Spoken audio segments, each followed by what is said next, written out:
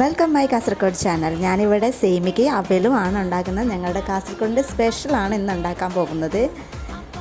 ആദ്യം ഒരു പാത്രത്തിൽ എണ്ണ ഒഴിച്ചിട്ട് കടുക് പൊട്ടിക്കാം. കടുക് പൊട്ടിച്ചതിന് ശേഷം ഇച്ചിരി മഞ്ഞൾപ്പൊടി ഇടുക ആവശ്യത്തിന്.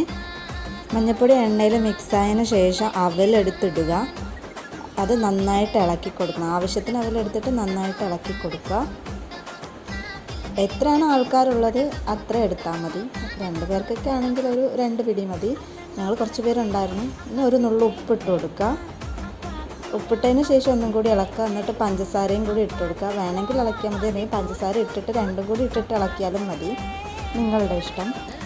നന്നായിട്ട് ഇളക്കിയതിന് ശേഷം ഇത് മാറ്റി വെച്ചിട്ടാണ് നമ്മൾ സേമിയ വറക്കുന്നത്. പക്ഷേ കാസർഗോഡ് ഭാഷയിൽ സേമിക എന്നാണ് പറയാറുള്ളത്. അതുകൊണ്ടാണ് ഞാൻ ആദ്യം സേമിക എന്ന് പറഞ്ഞത്. അപ്പോൾ നമ്മൾ ഈ സേമിക ഒന്ന് ചൂടാക്കിയെടുക്കാം. വലുതായിട്ട് പൊടിക്കേണ്ട ആവശ്യമില്ല. അത് ജസ്റ്റ് ഒന്ന് കൈ കൊണ്ട് ജസ്റ്റ് ഇതാക്കിയാൽ മതി, കവറിൻ്റെ അകത്തുനിന്ന് തന്നെ. എന്നിട്ട് അതൊന്ന് നന്നായിട്ട് വറുത്തെടുത്ത് കുറച്ച് വെള്ളം ഒഴിച്ചിട്ട് ചൂടാക്കുക. ചൂടുവെള്ളം ഒഴിച്ചാൽ അത്രയും നല്ലതാണ്. എന്നിട്ട് കുറച്ച് മഞ്ഞൾപ്പൊടി ഇട്ട് കൊടുക്കാം. ഞങ്ങളുടെ ഫുഡ് കളറൊന്നും ഇല്ലാത്തത് കൊണ്ട് ഞങ്ങൾ മഞ്ഞൾപ്പൊടി വെച്ചിട്ട് അഡ്ജസ്റ്റ് ചെയ്തത്. ആരോഗ്യത്തിനും നല്ലത് അതാണ്, കളറൊക്കെ ചേർക്കുന്നതിലും നല്ലത് അതാണെന്ന് വിചാരിച്ചിട്ട് ഞങ്ങൾ അങ്ങനെ ചെയ്തു. അതിനുശേഷം കുറച്ചൊരു നുള്ള ഉപ്പിട്ട് കൊടുക്കുക. പിന്നെ ഏലക്കയൊക്കെ പൊടിച്ചിടാം, അല്ലെങ്കിൽ അന്ന് ഞങ്ങളുടെ കയ്യിൽ ഏലക്ക ഇല്ലാത്തതുകൊണ്ട് ഞങ്ങൾക്ക് ഇടാൻ പറ്റിയില്ല.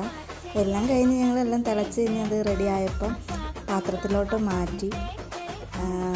എനിക്ക് ഏറ്റവും കൂടുതൽ ഇഷ്ടപ്പെട്ട ഭക്ഷണമാണ് ഈ സേമികയും അവലും. കാസർഗോഡ്, മാംഗ്ലൂർ ആ ഭാഗത്താണ് ഏറ്റവും കൂടുതൽ ഇത് ഉണ്ടാക്കുന്നത്. വടക്കോട്ടാണ് ഇത് ഏറ്റവും കൂടുതൽ ഉണ്ടാക്കുന്നത്. തെക്കോട്ട് അങ്ങനെ കണ്ടിട്ടില്ല. പിന്നെ എല്ലാവരും ട്രൈ ചെയ്യാം. നന്നായിട്ടുണ്ട്, അടിപൊളിയാണ്, സൂപ്പറാണ്.